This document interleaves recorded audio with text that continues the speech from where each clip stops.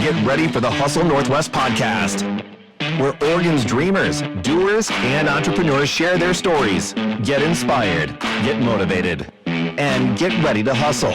Now, here are your hosts, Brian and Carrie. So, hey, we are here with Ryan Achenbach. Did I get the name right? You did. All right. He is a personal trainer over at Valley Strength and Fitness. Valley Strength and Fitness. We're struggling today. Yeah. He is also voted the best personal trainer in Happy Valley. Woo! Yeah. So you're going for your second year in a row this year, right? Oh, yeah. Hopefully. Hopefully. Yeah. Fingers crossed. Yeah. So how do you make the transition from, because I know everybody's story is different as far as how they get into doing personal training. Yeah. How did you get into fitness in general, and then how did you turn your fitness into something to help other people? So I started lifting weights when I was 12 and a half. In grade school, I got in trouble a lot. And one day my dad said, if you don't get in trouble for, and you get good grades for about I think it was 3 months or something, I'm going to buy you a surprise. I said, great. So, You didn't know what it was. Yeah, didn't know what it was. So You're like, it could be anything. It could be a Nintendo. Where's this going? It could be a what I'm book. thinking, yeah. It could be a trip to Disneyland. Yeah. And so, I got good grades, didn't, act up in class and whatnot. And he takes me to Sports Authority or Big Five, whatever it was at the time, and loads a box in the back and get home. Yeah. And it's a set of weights. I'm like, what am I supposed to do with this? I don't lift weights. He didn't lift the weights either. Yeah. He didn't either? No. Oh. And so it's not like a shared it wasn't a interest shared, no. Okay. Yeah. And so he's just like, have at it. And I'm, what am I supposed to do with this? And so he's like, well, you just lift them.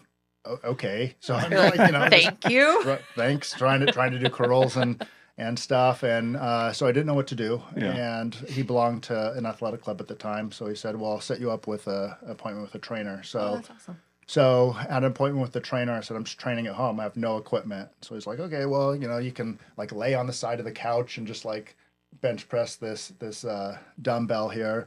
And I had these old school dumbbells where there's the sleeve, and then there's tools like this, there's a little ratchet, Yeah. and it would just hold on by pressure. And I remember bench pressing like this, didn't tighten it good enough, and then all the weights fell in my face, Lesson learned. Yeah. yeah. So I ended up taking a liking to it, and then actually that would be my punishment if I got in trouble at school or whatnot. He would take my weights away. Oh. Yeah. And so then I would. I thought you were going to say he'd make you do extra reps or something. It's interesting that you took a liking to it right away, because a lot of people, I think tons of people have gotten some sort of shake weight or something offline. I'm going to use this. Sure. And this is going to be my starting point to my new life. And it goes into the garbage, or it's collecting dust in the corner. Right. Yeah, I just really got into it. I could see the changes in my body happening, and I was just self-taught. I remember when I was young, I would ride my bike to the library about 2 miles away, load my backpack up full of books that Arnold Schwarzenegger had and whatnot, and then just self-taught myself how to do these things, put together my own workout routines, and then That's another thing kids don't do these days. They go on TikTok and they're like, oh, I'm going to listen to this influencer tell me how to work out. Sure. And then the next guy that they flip to is telling them the opposite thing. Right. Yeah, a lot of misinformation out there on weightlifting techniques and the most effective things. So did you like the bodybuilding aspect of it? Arnold, and a lot of them were kind of the start of it. Sure. And is that what you attracted you to the bodybuilding side of things, is getting to that level? Yeah, Arnold was influence for a lot of people. Seeing Terminator 2 as a kid was great, and just I want to be like that. Right? So how many times did you do the Conan pose? with the sword as a kid? And a lot. Oh yeah, a lot. Yeah. What's the Conan pose? So Conan Conan the Barbarian. Yeah, Okay. Arnold Schwarzenegger. He had this big old claymore sword. He would do this I've never pose. seen it, by the way. Yeah, I'm I've surprised it's not an actual pose that they do in when they go on do the competitions, because you have to get the one where you look like you're doing the archer and stuff like that. You seen those? No. I live under a rock. So Arnold was a big influence as far as how you grew. Is that how you when you came into it, is that what his books were teaching? Was that how you kind of progressed? And did you ever kind of deviate from that? Yeah, no, I copied his routines to a T. Wow. I remember in high school doing book reports on like the biography of like Lou Ferrigno. Yeah. Here people are carrying in books of these other political figures. Yeah, the Hulk. Oh, thank you. Original- I was like, I've original heard Hulk. the name before. Yeah. I'm gonna And brush up on Yeah. my The original Hulk, non-CGI. non-CGI. Yeah. So he had to like do the Yeah, actual he had to work. do the work. Yeah. Okay. Bill Bixby back in the day as Bruce Banner. Okay. Yeah. Right. Yeah. But I remember people bringing in books on these political figures doing biographies, and here I am. I have Lou Ferrigno on the cover of the book, and he's shirtless, and everyone's looking at me like, what are you bringing in here? You're like, no, I promise, it's good. It's good. Yeah. You just hear me out. So yeah, I just became obsessed at a young age with. Really, you can really shape the body, and it's all just done through hard work, and I got really motivated by that. Now, as you progress, you reach plateaus. Yeah, I'm sure. I'm sure you've reached those a couple I times. hate plateaus. yeah, they suck. They suck. It's like, I suck, these suck. I don't want to do it anymore.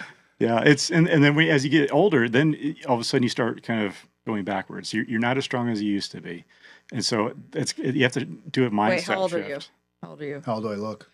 Like 24. 25. Asian don't raisin, right? So, yeah. I've never heard that. I'm 40. What? What? Yeah, I turned 40 in last September. Okay, so 84. turning 40 for a girl and turning 40 for a guy, not the same thing. and it's, I mean, on the girl end, it's rude. Like, all I can say, I keep joking, but there's actual, like, I'm being serious. I'm like, something happened. I turned 40, a flip switched, and everything started breaking. Your muscle mass starts breaking down. You sleep like crap. You, all of a sudden, like, it's rude. That's The guy turns 40. I gotta get like a. You get your second wind all of a sudden. I've got to get a convertible. I'll get I get to have a Sebring or midlife something like crisis. that. So no, and you don't look 40. So Thank you. good on you. Yeah, That's Good good. on you. But the working out also helps with that too. working out, sleep, and eating. Yeah. Good. Yeah, those are great things that affect women at 40. So great, highly recommend it. 10 out of 10 stars. So you got into through high school. You kind of obsessed with Arnold. Yeah. So how to go after that is turning into like an actual job. So after high school, I thought, okay, well, I'll become a personal trainer. So backtrack a little bit. I actually in high school I was a sponsored teenage bodybuilder, cool. and so I never got the chance to compete, but I was getting like sponsorship money to pay for my gym, supplements, and whatnot. And I had a contract to go down to Florida and train with some pro bodybuilders and try and work my way up the ranks. That never happened. My sponsor ended up getting cancer 3 months before I was going to leave and go to Florida. So that fell through. So and I actually went into kindergarten year early. So I graduated when I was 17. Okay. And so once I graduated, I was like, well, I like the gym or I like working out. And most of my whole time I was working out at home. And so I only worked out at a gym about a year before I graduated. But I was so there's the whole world opened up to you as far as different machines. Different machines, yeah, and a whole nother environment. And so I thought, okay, I'll become a personal trainer. And at 18, you're just not mature enough to be a personal trainer. And I realized, okay, like I like to working out, but I have no clue how to train a 50-year-old, 60-year-old person. I just like, oh yeah, work out arms and just grind them into the ground like I do my workouts, right? No. Yeah. And so from there, I worked various jobs. I was a bouncer downtown for 6 or 7 years. I mean, you got the muscle for it. Yeah, so, it fits. So I was able to do that, and then I was a manager of a warehouse for about 7 years also. And then I was making good money doing that, but I was feeling very unfulfilled at the end of the day. And so I thought, and at that time I was doing MMA, and I was sustaining a lot of injuries, and I'd had sustained injuries from lifting weights, and so I thought and I was going to physical therapy at that time, and I thought, wow, like you really can't put a price on pain relief, and so I thought, okay, I'm going to go to school to become a physical therapy assistant. So I went to started going to college, and for that, and then I was like, well, I need to make money. How old are you at this point? I'm in my mid 20s. Okay. So I said I need to make money. While I'm doing that, I'll go back to personal training because that can revolve around my school. So I started personal training, and I started working at LA Fitness, 24-hour fitness, and got my associate's transfer degree, and I got all my prereqs for physical therapy assistant. But at the end of that, I was making more working for 24-hour fitness than I would be at the median income of physical therapy assistant. Wow, that's crazy. Wow. But I worked a lot. My last 2 years working at 24-hour fitness, I worked 7 days a week, and I took 0 days off except for Thanksgiving and Christmas when the gym was closed. Wow. Did it feel like work? It didn't. Okay. And I think that's the key. yeah. Like you can work 7 days a week and like absolutely hate what you do and it feels like work, or you can, go 7 days a week doing something you love. Average people, they go to the gym for an hour and they leave. Yeah. But if you're a trainer or people are like gym rats, they hang out at the gym all day, even if they're not working. Yeah. Or lifting weights. Because you're talking with other people. Okay. So it's kind of like a club. I'm Yeah. like, I have places to go. I'm 40 and I have 4 kids. So. Actually, I'm 43, but. You didn't have to say that. But well, I mean, people know it's not a secret. So, anyway. Yeah. So a lot of my clients train a lot of business owners, and they really pushed me into to opening up my own gym. And so I said, wow, if I can work 7 days a week, working for a corporation, I can definitely do this on my own. And so I ended up taking the leap, and in 2019 opened up my gym in February 2019. And worked. That was had my gym open for about a year, and then March 2020 happened. Yeah, I was going to say, how'd that go? I made it. Yeah. That's what everybody said. Yeah. Well, I made it. Like, Yeah. I mean, we know there's a lot of gyms that like, screw it, I'm just going to do it. We have to deal with people's mental health and physical health, and that's just one less thing. We'll open up our garage doors and we'll just do it outside. Yeah. Our daughter actually was doing conditioning and volleyball training at a place here in Salem that trains like teenage athletes. And the owner wound up being very vocal in a great way to us, being very vocal and saying like, look, there's all these mandates that are saying we need to shut down. I think it's harming the kids with like their mental health and everything. Like these kids need an outlet, especially at this age and everything. So he got to the point where he was going on social media and saying stuff along the lines of like, I'm going to promise you and your kids, I'm not closing. They can hit me with as many fines as they want. He's like, we'll do everything basically to like follow protocol as much as we can. But at the same time, like your kids' mental health trumps these mandates right now. Yeah.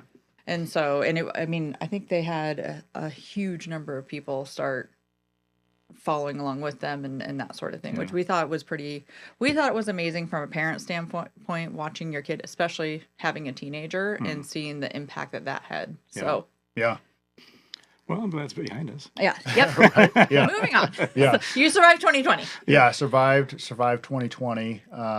Did a combination of training people outside, at their house, and but my gym was supposed to be closed, and so during that time I took up a second job, and so I was training people at like 5:30 in the morning, work until about noon, and then one of my clients has a courier business, and one of the routes he had was picking up at different on points and title companies, Tycor, Berkshire Hathaway, and so then I'd work my gym from 5:30 in the morning to 12, and training people going to their houses. And then at about 5 o'clock, I'd go drive 180 miles in town in my own car to picking up at about 20 different on points, and then the rest credit unions. And then my route, this is 2020, ending downtown about 4 blocks from the Justice Center where everything's going on. At midnight is when I would be ending. So I'd be listening to news radio, and they'd be like, "Avoid downtown," and I'm like, You're like, you mean where I'm yeah, driving? where I'm driving, yeah. So that was great. Just hoping that I don't get stuck downtown and a whole bunch of stuff. Yeah, your stress level had to have been up to here. Oh yeah, But he works out. It's maintained. Like he You'd have manages to it. work You'd out. have to work out. that time I was just trying to squeak workouts in because I'm getting increments of 4 hours of sleep, working 5:30 to noon, Wow. going home sleeping for a few hours, going out and driving for 5 hours at night, getting home about midnight, sleeping for a couple hours, and then waking up again, training people at 5:30 in the morning. So no recovery time. No recovery time. Yeah. Yeah. But I was like, I have to do what I have to do because, I mean, I just opened up my gym and I'm not going to be one of those people that loses their business. Yeah, it's always sad to see, like, you know, there's a gym closed because all of a sudden you go on Facebook Marketplace. I was like, here's all of our equipment for sale. I was like, oh, Right. yeah, it's sad to see that because you know they put so much work into building all that up to that point and then have it all crash down, just because the shift in like where people are at with working out now or just rules and regulations that come through. Yeah. Did you ever shift to any of like the virtual type training stuff at all? I never did, and I don't do virtual, just because I find it too hard. Yeah. You know, people having to set up the camera at the right angle, and then what am I really doing? Like, push harder. Like, That's right. You got this. you got this. Yeah. Yeah. One more. One more. There's a lag, and they're like halfway, like, no, push through it. And it's like, oh no, it's disconnected. Never mind. So I'm not a huge proponent of virtual training. I know there's lots of trainers that do it and they're very successful, but I'm a more hands-on person, and I want to be able to push you and spot you if you need it. So the social media aspect of fitness is really interesting to me because you see all these fitness influencers and everything like that are out there. And I started seeing this trend for a period of time where it was longtime trainers were coming on and basically saying like, look, you're getting really bad advice from some of these people, and let me show you an example. And it was wild. It would be like scene after scene after scene of these different influencers, and they would literally have the same script saying like, okay, so I found this thing, and it was like verbatim. You could just flip from one to the other, and then all of a sudden you're like, wait, what's going on? And so, or it was talking about like bad advice that they were giving, like you're really going to hurt yourself. Yeah. If you did. So it's one of those things like social media seems so easy to turn to for your resource, but if you turn to the wrong place, it can actually be really detrimental. Yeah, there's some really good ones that I follow that seem credible. Yeah. But there's also the ones that like, because everybody's scroll, you got 2 seconds to catch them, they're willing to do whatever it takes to keep you for that 2 seconds. And they'll say something shocking or totally off base just so they can get the likes, or they can get the comments saying, hey, no, you're wrong. Yeah. And I think it's what's frustrating right now with people. It's like, as we were talking, like when you're a kid, you went to the library to find out about building, bodybuilding. Now kids are scrolling through, or anybody's scrolling through, like, how do I do this? I think I looked up how much money people spend a year on fitness in general. It's like nutrition and gadgets that they've bought, or going to the gym or something. And it's a huge amount. We're like number one in the world for the amount of money we spend on the fitness industry, but we're dead last as far as the Western world, as far as where we should be in health wise. Where's the breakdown here? Yeah. And so I think a lot of it is they're spending money on the wrong things. Yeah. They're spending money on. Someone told me that this is going to fix everything. If I take this pill, it will help out. If I take, we're talking about the shake weights, Yeah. It was so ridiculous when you saw those things come online. But people bought them up. They're like, I could do that. I think I can do that. And that guy's got a 6-pack, and he's sitting there rolling with these shake weights in each hand. It's like, I want to look like that. So this is apparently the fix. And it's such it's like, oh, $30, I'll do that. And then next week they're buying something else. It plays into your vulnerability. Yeah. It's like, I think people end up spending about $800 a month on average on some sort of fitness type thing, for healthy thing for them, as far as like a national average. So some people spend zero, some people spend a huge amount. So that's where that $800 average comes out, where it's like, what can you be putting your money into fitness wise that will give you the best bang for your buck? Mm-hmm. And I think, when we talk about your personal training, one thing is I think there's a stigma with personal training. People think if I call a personal trainer, they're going to think that I'm too weak to do it myself, or I don't know what I'm doing. It's almost like when, you and your wife go into Home Depot and she's like, no, you need to talk to them. They'll tell you where to go. Like, no. I know where to go. I don't need any help. And you're like, I think you should talk to someone. They know where to go. I'm like, no, I'm. And okay, can we just, hold on. I have to, like a perfect example of this. Yeah. So our electrical panel caught on fire. Okay. And so we ran out of power. Not ran out. We had no power. So we have, thank goodness, my brother knew this electrician. He called him up for us. And he was like, hey, my sister's house. It's on Saturday. And it's the day before we're supposed to host all the seniors at our house for our daughter's class and have a big Christmas party. We have no power. And so he winds up coming out and he's like, okay, I'm working on this. He goes, I need you to go to Home Depot and get this thing. And we're like, okay. Oh, no, he wasn't there yet. He called and he's like, before I get there, go get this thing at Home Depot. He tells us exactly what it is. And we're like, okay, that's great. So Brian goes in and grabs it. He comes back. The guy shows up and he looks at it and he's like, It was circuit breakers. yeah. This is literally not what I told you to get. And I was like, what? And I was like, why would the guy at Home Depot tell you to get this? And you could just see the look on Brian's face going, and I'm like, you didn't ask him? He's like, well, no, I figured it was all the same. And the guy is like, so I told you the exact one to get. So here at like 5 o'clock now, we've been without power since 9 o'clock. I'm driving back into Salem. But then it proved me wrong because I walked up to the guy and I was like, hey, this is what I'm looking for. He's like, yeah, I don't think we carry those. And I'm like, really? Because on your website it says that we do. And I was like, okay, I get why he didn't ask it. But this was like the one, like, the one is the one time. And I'd even take him back to get it. We just like, screw it.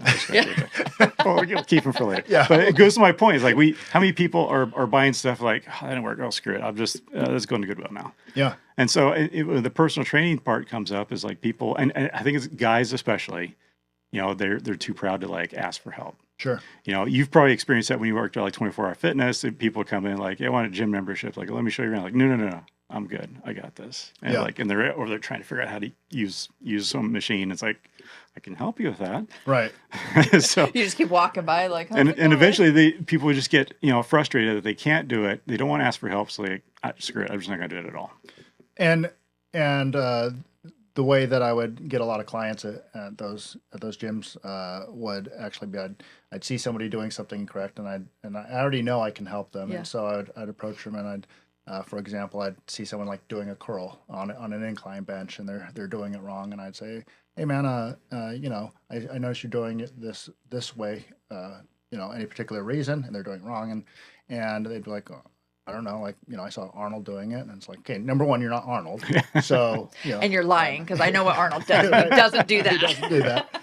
And so I would just fix them and I'd be like, do you feel it different? And they'd say, yeah. And then I would get them to be able to book a consult. Okay, I can show you more. And that would usually pique their interest. So you work with a ton of clients. We talked about this. I think your youngest is 12. Yeah, 12. And then your oldest is like 70... 74, 75. Yeah. That's a big, broad range to be able to change gears. I mean, there is some trainers that work with a specific type of person who's either like, they're only work with bodybuilders. And so they know exactly what they're going to do. But you have to change gears with every client. Like, I know this person can handle this.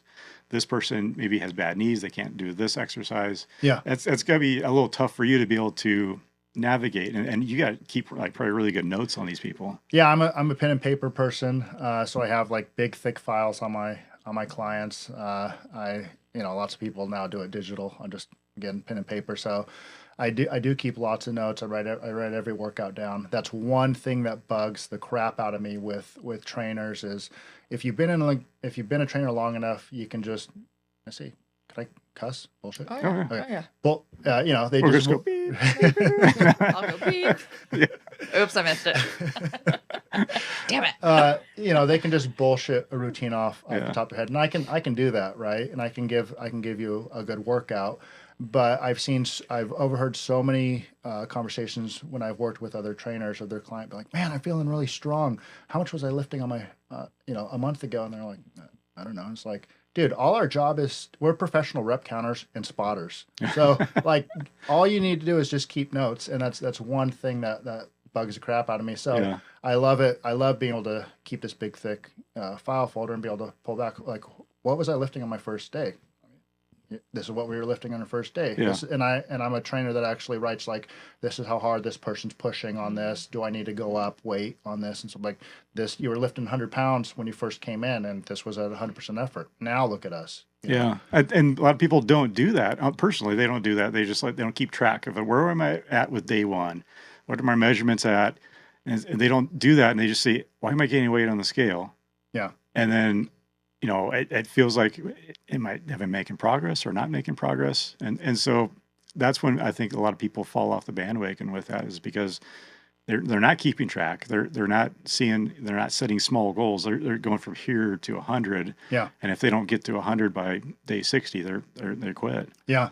And lots of my clients are people that don't want to have to take notes.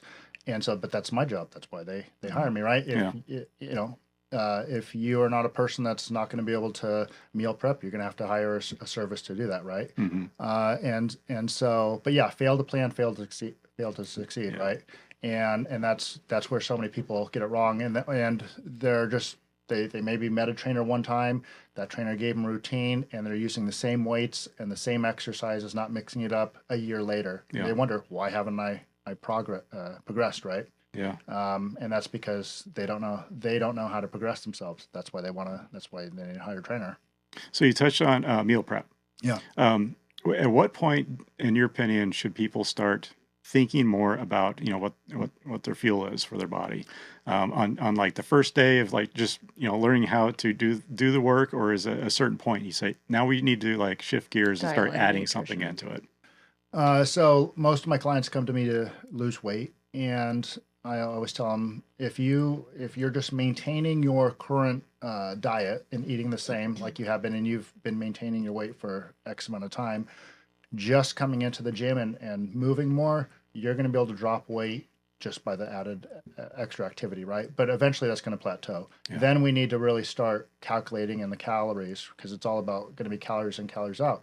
The down and upside of training is, the more you're working out, the hungrier I'm going to be, because my body needs fuel, right? So that doesn't mean, I get to eat more now because I'm working out, right? Yeah. And so that's again where training will come in. Although trainers are not dietitians, so we're not supposed to be writing out meal plans for people. Okay. We can write guidelines. Ooh, right? I didn't know that. Yeah, 'Cause so- I've seen Lots of people do that. Yeah. Oh. Yeah, but you're not, unless you're a registered dietitian, you shouldn't be doing that. I did not really, Oh. because Yeah. I've seen people that'll advertise, you know, hey, I have this training program and everything like that, and I will provide you a meal plan and tell you exactly what to eat. And most of those times they're just cookie cutter, and that's another thing that pisses me off when I see that. Can you get 'cause in it's, trouble for doing that?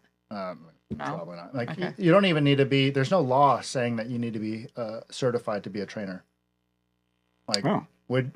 do you Like, think? I could just tomorrow be like, You congrats, could. I'm Yeah. That's like saying you're a life coach. You know, a lot of the Okay. qualifications. Nothing against life coaches, Yeah. but I'm saying, like, the actual legitimate people that are trained in teaching you how to put certain things in place, get rid of bad habits, and they have the psychology behind it to support their decisions. Those people are phenomenal, and I think they're worth their weight in gold. Yeah. But you need absolutely nothing to be able to call yourself a life coach. Yeah. And I think You those just are have the people. to look like you have your shit together. Well, and I'm not knocking people that are, I mean, everybody has to start somewhere, but like the people who just, I think the term gets abused a Yeah. lot, I guess. Yeah. Well, I think for personal trainers, it's like you have a pressure, like, I need to look a certain way, or else the clients won't think that I'm, you know, certified to do what I'm doing. Yeah. Yes and no. Right. So some people actually get intimidated by that. Okay. Some people think, like, this person's like super jacked, and so they'll get intimidated. And then a lot of them will want to work out with a more a person that looks more like them, right? And I think that's a disservice. I've had that work for and against me. I've had people choose me because they're like, and I've had women choose me because they're saying, like, I'm afraid that a woman's going to go too easy on me, and so I just want to be pushed really hard. And then I've heard feedback from people that, like, they were intimidated by you because you look too big or you're too in shape. Oh, okay. Yeah. But on my website, I have pictures of me when I've let my diet slack and I've gotten fat, and then I've lost the weight. So it's like, we're all human, right? It's like, hey, which one do you want me to show you? right, exactly. Yes. So yeah. So your gym is also set up. I saw some photos of your gym. It's more there's the corporate like workout places like our color. You go to like Planet Fitness, it's purple everything. Yeah. Yeah, you go to some of the places, it's green everything. It's very corporate. Like this is a gym and this everything's got to match. But you put some of yourself into your gym. Yeah. And tell us about how you kind of set your gym up for, to kind of not only just appeal to people, again, make them feel comfortable. Well, so speaking of those corporate gyms, right when you walk in, what is one of the first things that you see at the counter? A little scan thing. The scan thing, Yeah. but it's supplements. Oh yeah. They're trying to sell you supplements, right? From the second you walk in. From the second you walk in, Yeah. right? So I don't have any supplements at my gym. Okay. So my gym is more kind of movie themed. So I had some movie posters and whatnot in my gym. I sent you a picture of those license plates. I don't know if you saw that or could guess what movies those were from. I didn't look at that one yet, but I'll have to check that out. But I figure it's a commonality between anybody, whatever your background is, your political affiliation, whatever. Everyone can agree that Princess Bride is a great movie. If you don't think that's a good movie, I don't want you in my I don't want you in my gym. Okay, Right? So Die Hard, Christmas movie or not Christmas movie? It's a Christmas movie. Oh, really? It's a Christmas movie. That's like the ultimate, There's like, snow. is it? Yeah. Didn't Bruce Willis come out and say it's not a Christmas movie? I feel like he Did he? did. He did. There Okay. was like, he was doing some sort of speech and he was like, and in conclusion, Die Hard is not a Christmas movie. And so it's like, it's been answered literally by Bruce Willis. No, I wouldn't say that. I would want those that extra revenue during Christmas time. So, Oh, Yeah. There you go. There you go. so you're a gym buff and you're a movie buff. It sounds like. Yeah. Those the Arnold movies kind of fueled you to kind of put. I mean, it's nice because you had a home set up as a kid, so you can watch a movie on your TV. I would actually do that. I would actually have movies playing and work out. Yeah. Yeah. You gotta get that feel. I mean, now you're probably like listening to like what kind of music you listen to when you work out? I work out to EDM music, so Oh. a little different than Arnold, but It's like techno type stuff. yes, Like, Yeah. yeah, like that. yes, So you're So pumping to the beat, right? yes, yeah. Our daughter had to tell me what that was. She was talking because she was going out to work out, and I'm like, "What kind of music are you listening to?" She's like, "A little bit of EDM," and I was like, "What's that now?" Yeah. And she was like, "Oh my gosh, mom!" She's like, "Listen to this." I'm like, "Isn't it like techno?" And she was like, "No, it's EDM." I'm like, "Okay." It was techno back in my day. I like Yeah. Metallica and Korn and like you got to get the Brian wants the screaming in the background. Like, "Ah." 90s hip hop makes its way into that, Oh, and, yeah, and yeah. classic rock. yeah. Not a lot of people listening to just classical music. They're just working out. It's you got to have something that's a little bit harder. When you're working out, you can listen to that stuff when you're falling asleep. Yeah. So yeah, you got to set the tempo. So. So with your gym, how many people do you have like as far as clients right now? I don't know how many clients off the top of my head I have, but I mean, I train about 10, 11 sessions in a row back to back. Monday And through- one-on-one, Yeah, one-on-one. no group training. I do train some husbands and wives together, and That's cool. and a few friends that do partner training, but yeah, just typically one-on-one. If somebody was going to start working out, like never picked up a weight before, know absolutely nothing about it, where do I start? What would you tell them? Hire you, but Yeah, what's the other thing? yeah, exactly. Assume they're from out of area. Yeah, assume they live like 500 miles away and they're listening to this and they're looking for inspiration. So the way I always take people through, if you've never lifted a weight before, I always go over bench press, squat, and deadlift. Those are powerlifting moves, and I always tell people, I teach them the powerlifting way, how to do things. Not that they want to be a power lifter, right? But because it's going to be the safest way to handle weight for your joints. Because These are like compound movements. compound movements, right? And if some person can squat 800 pounds not below their knee out, you can not squat 800 but have the same mechanics, because that's going to be the safest way to handle these things for your shoulders and your elbows and your knees. So we go over those forms, and then because a lot of things will branch off of those, right? Whether you're doing a squat, body weight squat, a lunge, all those will derive from just like this regular barbell squat.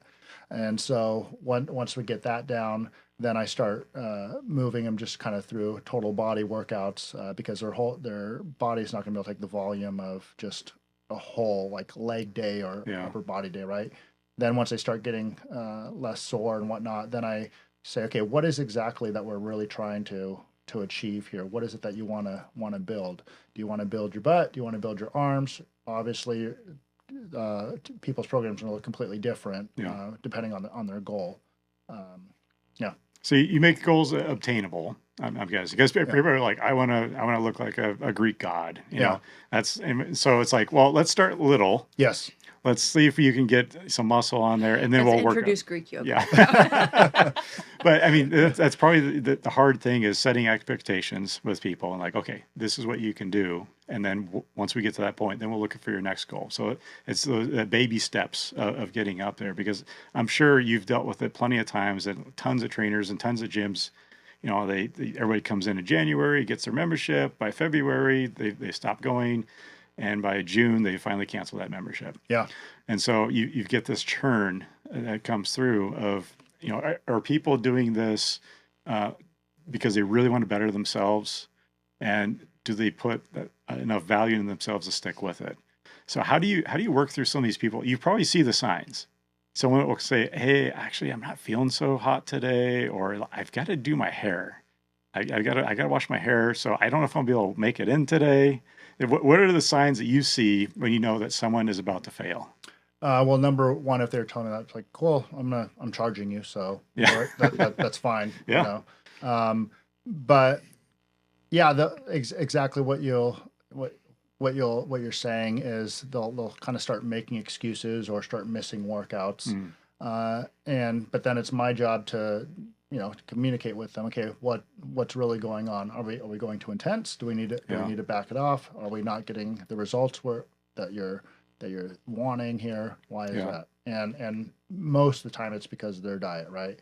If you're seeing me 1 hour a day, that's 4% of your day, right? So it's not going to affect that much change. And then if you're only working out with me 1 day a week or 2, what are you doing those other 6 or 7, 5 or 6 days a week, right? Yeah. And if you're not doing anything, then I'm just very blunt. I'm like, okay, the 1 day a week with me is not going to really do anything for you. You're going to have to really control your diet, and I need you to be doing something on your own here. So these are more like check-ins to like, hey, here's what we need to modify for your next week. Not so much, I'm going to hold your hand through life and try to, fix everything for you. You've got to have some motivation. You find it within yourself to meet that expectation for yourself. I am not a life coach, so just full disclaimer. I mean, you've probably had people just burst into tears and like you've had to probably work through that. Oh sure, a little bit. And I get to hear one thing I enjoy about my job is just all the people from different walks of life, right? I've trained the CEO of Dave's Killer Bread. I've trained people that work down at the state capitol. And so getting to hear all these backstories. I've trained another guy that survived Vietnam, was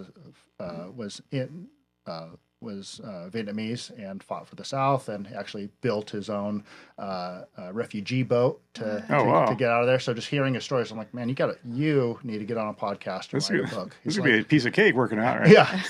So being able to hear the backstories, but then also being able to hear all their I guess problems that they have going on in life. I get to hear it all. Probably just like a hairdresser and a nail person. Yeah. But then when I don't want to hear any of that, I just start pushing them harder where they can. You're like, no talking today. Yeah. No talking today. If you're talking, you're not breathing hard enough. Exactly. Is that what our gym coaches used to say to us when we were? If you're talking, you're not working hard enough. Yeah. Run. Right. Exactly. Right. So staying motivated, hitting plateaus. I mean, some of those are mental blocks too, right? I mean, with the plateaus. I mean, physically you can hit a plateau. And you've got to figure out a way to break through that. But there's also the mental block. Like if you're benching something and all of a sudden someone comes by and just helps you lift that last little bit up with the finger, that's a mental thing. It's a mental thing. And sometimes what I will do, if I know they're having a mental thing, I'll misload their weight on purpose. I'll make it heavier. And then tell them that they're lifting lighter. Oh, okay. We're not going up this week. so don't worry about it. Just hit this. I tried doing that at home. It doesn't work for myself. So I need someone else to do that, I think. Yeah. Well, it's like the thing, you can't tickle yourself, right? So you got to have somebody else. Everybody's just, wait I was just like, wait a minute. Oh, you yeah. can't. So when somebody comes in for their first workout, do you ease them into it a little bit? It's not Yes. like a shock. Okay. So this one, first time he ever took me hiking. I've never gone. I'm just throwing you under the bus for everything. Very first time, never gone hiking before. And he's like, we're going to go hike. We're going to go Smith Rock. And I'm like, okay. Like, I've never hiked before, but let's do it. And he's like, it'll be fine. So we're going up. I cry. Like halfway through, I am bawling. I'm like panting. Have you seen that reel going around with the camel that's sitting there going, Yes. and the guy's like, petting. Okay, so that was me. I was Are you saying you're a camel? I'm trying to calm but you that's down. what I sounded like. And you were like, it's going to be okay. And I was like, why is this so hard? I can't believe it. So he took me up Misery Ridge. Misery. Yes. Yes. For the first time. She was about ready to just roll down the hill. I was going to jump. Yeah. I was just, and I remember somebody being like, we got up there and he was like, yeah, this is her first time. And this person's like, why would you do that to her? And so when he would say, all right, like I would say something about going to work out because we have a gym set up in our shop. And I was like, okay, I'm going to go out there. And he was like, all right, let's do this together. I'm like, no. Because every time we go out there, you want to go like balls to the wall. That's how you work out. And you're just like go He-Man mode. And I'm like, I can't do that. Like, I will cry. And then I will be done. So I'm like, I have my workout time. You have your workout time. And so when the kids now want to work out with them, I'm like, okay, you can't Misery Ridge them. Like, you got to ease them in. Otherwise, they won't want to do it anymore. Yeah. And on the same token, I've gone to, I was about 20 or 30 pounds heavier when I went out to a CrossFit type of gym. Yeah. And it's like, oh, we're going to do Remember this story. I was just telling the story the other day. Oh, were you? Thanks. And so I show up and it's like, okay, I haven't been working. I mean, You went with our son. yeah, it was like, I got little kids. And so like dad bod super heavy. And then, I show up and like, I haven't worked out in a long time. He's like, okay, let me take you through a fitness test. And about halfway through the fitness test that he's giving at me, I'm like, I got to go throw up. I've never had to throw up from working out before. And I go outside and I heave and then I have to go back in and finish my workout. Okay, but what were you working out next to when you go outside? So I don't want to give it away, but this place is out. Oh, sorry. Never mind. Yeah. So it's anyway. So it's it was a great gym, but my body told me that why would you do that? And so from that very first one, it totally like derailed me. Like, I can't do this, and so I never went back. Yeah. And so there is that thing with like easing into certain things. When we work out right now, because we're short in time in the morning. I got to get up. We try to get up super early in the morning, and so like, okay, I can commit to I'll walk uphill on the treadmill to get warmed up, and then I can commit to like four exercises, that type of thing. And so if I do that every day, that's manageable. I can't sit there for 2 hours and do like a workout where I'm doing 6-8 sets of something. And then by the time you do it, I mean, I don't have, a dad with kids and wife, and that's not manageable for me, but I can set my expectations to a certain level. Mm-hmm. And then if I can commit to doing something every day, mentally, for me, that's what helps, kind of ingrain it as far as something that I just naturally do. Because with me having ADD, I can do that balls to the wall thing for about 2 weeks, and all of a sudden, like, oh, what's that over there? Exactly. Right. And so my focus shifts, and like, wait a minute, was I supposed to be working out? Oh, that was 2 months ago. So it's like, oh man, now I got to start over. Yeah. So that's where you gotta like set your expectations a little bit. I think you've probably had that with some of your clients. Like, I want to do this and that and that. And you're like, wait a minute, let's start, here and kind of work our expectations up a little bit. Exactly. So to your point about throwing up, I remember working at a corporate gym, and they were you try and sign a member up, and they give you the free session. And one of the trainers pushed that console so hard they actually had to pull out the AED, and I was like, wow. Did they sign up with you after that? Yeah. So that's terrible. Like, that just shows inexperience. Like, this is your intro to try and show you what personal training is about. And you push this person so hard that that they collapsed and they had to pull out the AED. They're like, yeah. Oh, the AED is that The what you said? AED, yeah. Oh, I Yeah. thought you said 80, and I'm like, sorry. athletic director of a No, gym? no. So, okay. Yeah. Never mind. Wow, That's wild. That's a little hardcore. Okay, So- I would have had a completely different reaction if I would have understood. So when you talk about they put you through a fitness test, it's Yeah. like, wow, a test, you're really pushing that person. You're setting them up to too hard. fail. Yeah.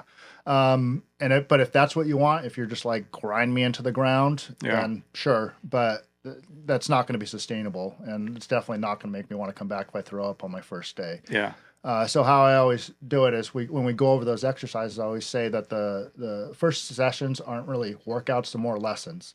And they build on each other. So I'm going to show you how to do this, and depending on how much time it takes you to learn this technique, then we're going to progress to the next. So I remember I signed a guy up, and before he came to see me, had torn his rotator cuff bench pressing. Very common thing that people do because they're driving through their shoulders and not knowing how to actually engage your chest. So after a session and a half, he still almost kind of had benching, but not really. But I was like, I'll be damned if you tear your rotator cuff, training with me, and or you're working out on your own and doing terrible form, and some trainer comes up to you, he's like, I can really help you with your bench press, and you're like, actually, I train with Ryan, and then I'm like, no.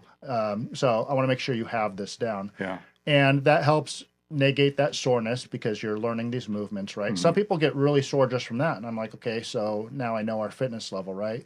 And then I always say the sessions build on each other in the very beginning. So once we go over something, next session, you're going to be my trainer for the first couple minutes of the session. And you're going to show me how to do this, right? So They're going to show you? They're going to show me. So I know that they know how to do it. Okay. And if they're like, I don't remember, this is okay, we got to go over this because I'm not going to like load your spine up with a whole bunch of weight if you can't squat, right? That's a great approach. So- I never thought about that. So yeah, Because you get them for a limited amount of time, and they're off on their own. Yeah. Having Just to. out in the wild. just out in the wild. Yeah, It's like when you teach your kids how to drive a car. You don't like drive for them and like, okay, I'll see you next week. right. You say, okay, show me what I just did, but Exactly. you drive. I'm gonna sit here with you so I can Yeah. like reach over if I need to. Exactly. Yeah. So like, so we talked about. No, I want to touch about on some of the. I know you're not a nutritionist, but there's macros and what is a baseline of like what people should be like taking in while they're doing some training. Like if they're actually in it for 6 weeks and on, what should they at least be doing as a baseline? Primarily protein, right? A heavy protein base. I'm going for at least a gram of protein per lean body pound, or at least like 0.8 times your body weight in protein to do that. Can that be shakes, or do you want actual food Can protein? it can be ideally, right? Supplements are just supposed to supplement your diet. So, but if you work so for example, me, when I'm doing 10 sessions in a row, I don't have time to eat. Yeah. And I have seen trainers do that though. I have seen trainers like heat up their meal prep and then be eating as their clients, squatting. You're doing great. Yeah. I'm like, that's awesome. Yeah. Right? It's like they're getting McDonald's or like eating in front of them, right? So I'll have to do a lot of shakes because that's it. Is it great? It's better than nothing, Yeah. right? And so we want to try and do primarily protein because that's going to keep you fuller longer, right? Also, thermogenic effect of food. It boosts your metabolism. Have you ever heard like the meat sweats? Oh, I get those all the Right, time. meat, right? I actually, when I was 20 pounds heavier, gonna I got say, that a lot. You don't get them a lot now. No. I can't think of the last time you did. I don't overeat I can't overeat like I was younger because I don't burn through it. I feel it for the next 2 days. Yeah. So it's kind of like I can't eat Welcome to your as much 40s. spicy food anymore. So yeah, But protein will keep you satiated longer, and it has a higher thermogenic effect, so it'll actually boost your metabolism and again, take more energy to burn than it would something like a simple carb that's just going to burn through you really fast. Okay. So protein should be our staple, especially as we get older. We want to make sure we're getting enough into just to sustain muscle mass. Next, we want to have a healthy ratio of fat. We don't want to go too low in fat.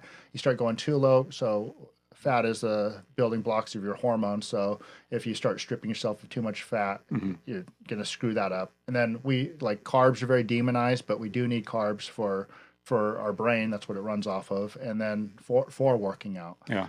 Timing is going to be important. Trying to time your carbs before and after your workout so that they're utilized for that.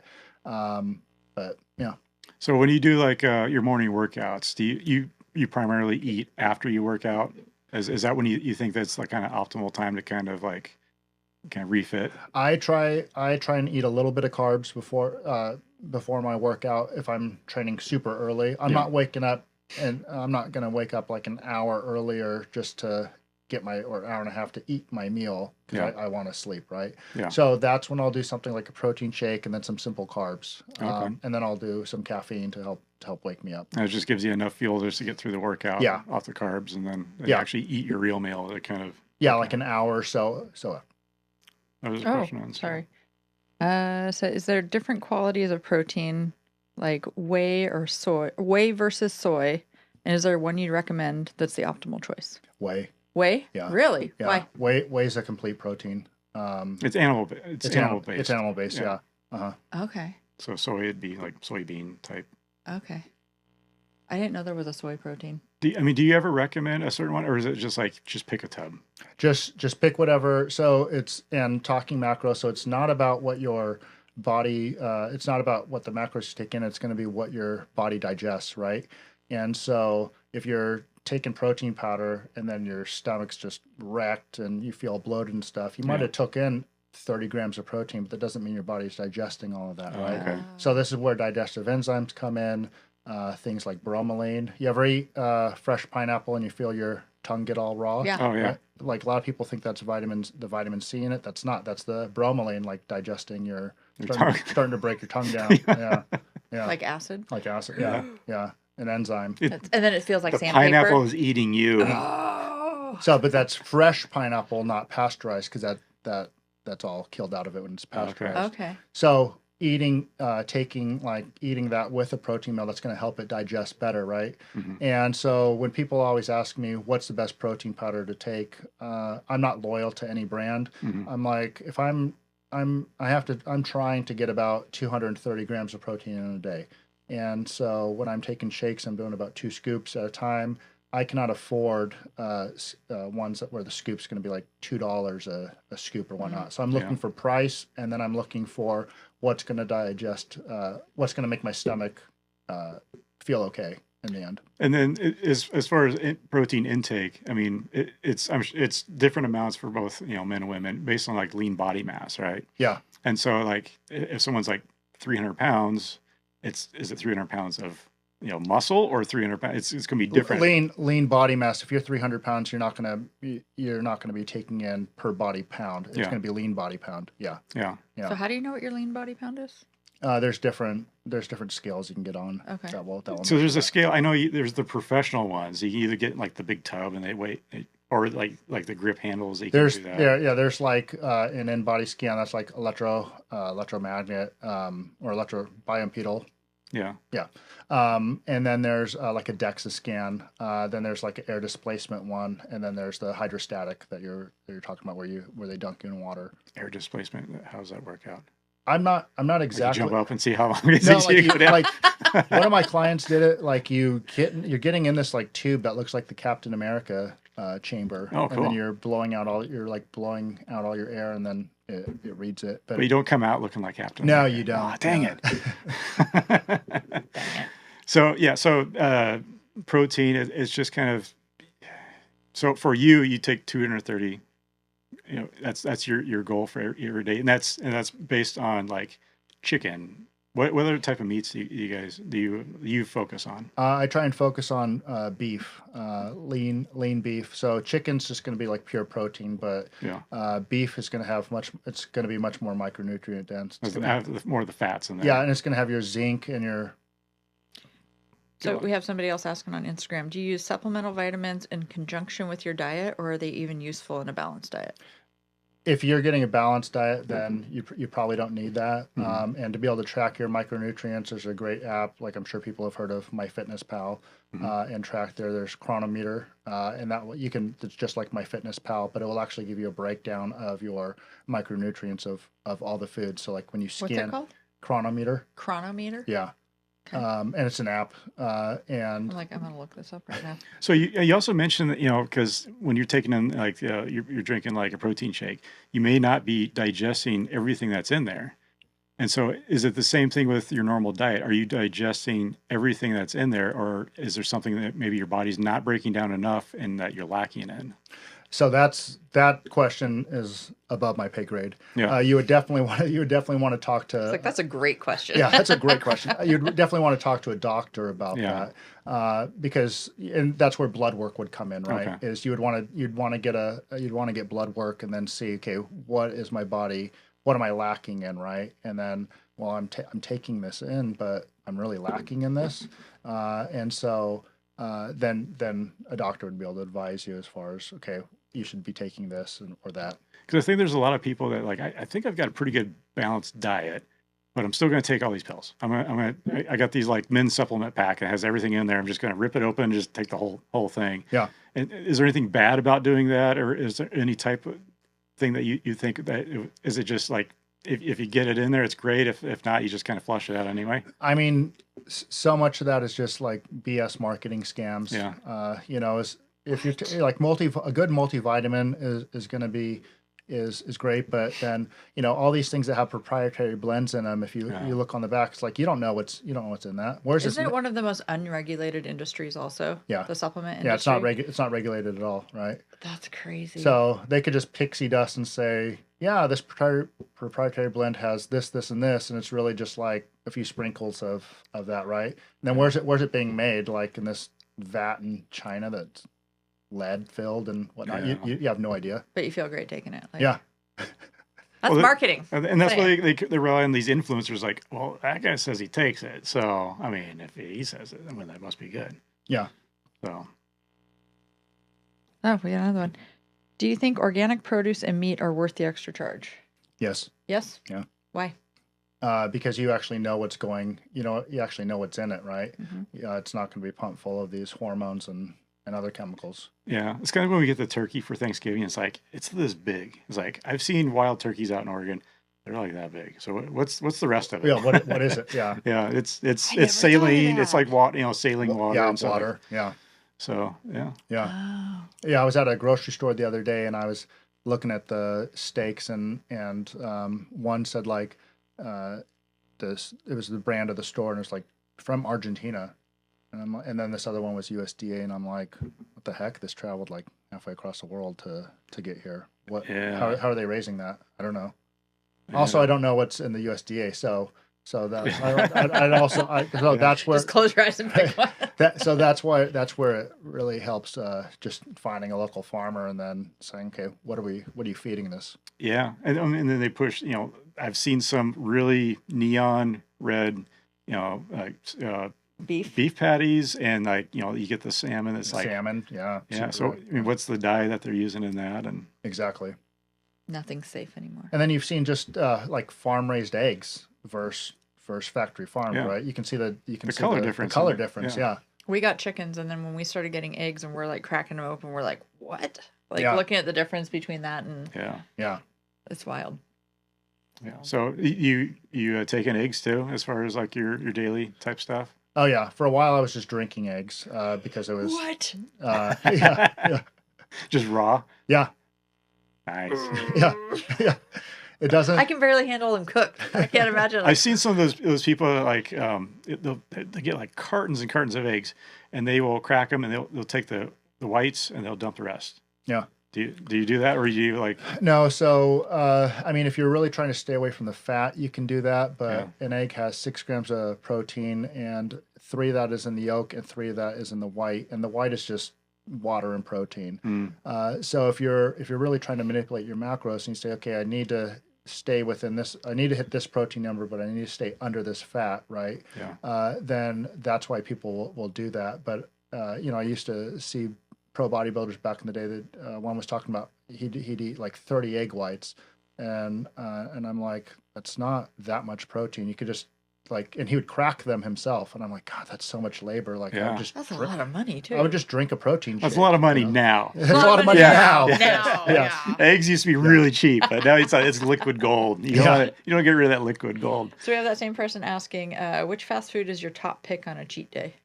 I love McDonald's cheeseburgers. Really? Really? Yeah, I would not have guessed that. I will do I will get the McDouble, and then I will just say put Big Mac sauce on it, and then I'm not getting that extra piece of bread in a Big Mac, right? I'll say put lettuce and then Big Mac sauce on it. Fries or no fries? I'm not a huge fan of fries. I don't like McDonald's fries. I don't Yeah. I don't really like McDonald's. There's some fries that are like, oh, I really like that stuff, but McDonald's is too limp. It's just, Exactly. Yeah. Oh my gosh. So, I forgot what I was going to ask.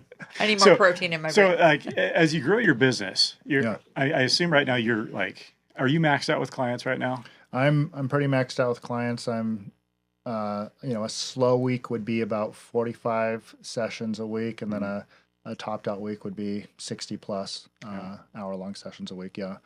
So what's your next step as far as your growth, as far as a trainer? Do you just want to this is your pinnacle right now, as far as like, I want to maintain these clients. I want to get a bigger space. I want new equipment. What's your dream right now? Just find top quality trainers. So I hire independent contractors, and I have a few working for me, and then I've had a few cycle through, but it's hard to find people that are, number one, really qualified, and then number two, that actually have the drive to go out there and build their own business. I remember when I left 24 Hour Fitness, all we do at most corporate jobs is you sit there and commiserate with everybody about how much this job sucks, and right, and if I had my gym, it'd be better, right? Yeah. And I remember opening up my gym, and then there was actually a trainer who lived in apartments directly across the street from my gym. So I'm like, hey, I opened up my gym. Like, let's do this. This is what we talked about. Yeah. And the trainer's like, well, how do you get your clients? And I'm like, how do you think? Like, you got to go out there and market yourself, right? Yeah. You got to go to find them. And they're like, oh, I don't think that's for me. I'm like, hey, never say anything bad about that corporate job ever again, because you're choosing to be there. Yeah. Right. So finding people that actually really hustle and get out there, but it's easy. It's easier at a corporate gym because you're in a fishbowl, and you'll have a manager whose job is to hand you clients, right? Yeah. But I came through a time where certain people got favored more than others, and to where I had to like really go out on the floor and talk to people, and in the long run that helped me out. Awesome. So, how do people get a hold of you? And you're on social media? You're on like Instagram and So my website is earnthosecarbs.com. Oh, cool. Ooh, I like that. Right. Seems like an expensive website to get. No. Yeah. Really? Yeah. Because and I'm not demonizing carbs, but carbs are all the great stuff, right? Yeah. It's all the fun stuff. It's all the fun stuff. Yeah. So earnthosecarbs.com is my website, and or valleystrengthandfitness.com is, and they redirect to each other. And then my on Instagram it's just Valley Strength and Fitness. My personal Instagram is Jim Jones, GYM Jones, and I was like, there's a story here. Like, I was thinking JIM. Never mind. Yeah. Never mind. Very literal.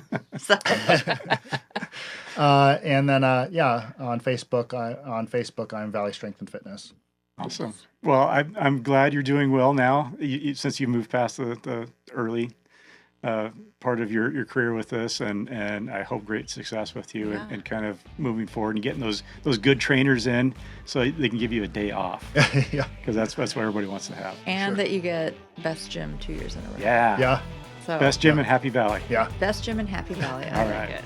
Well, Ryan, thank you for coming in and kind of explaining your backstory and give us a little down of how a personal trainer operates and what it's like to be in your shoes a little bit. So thanks for coming in. Thank you.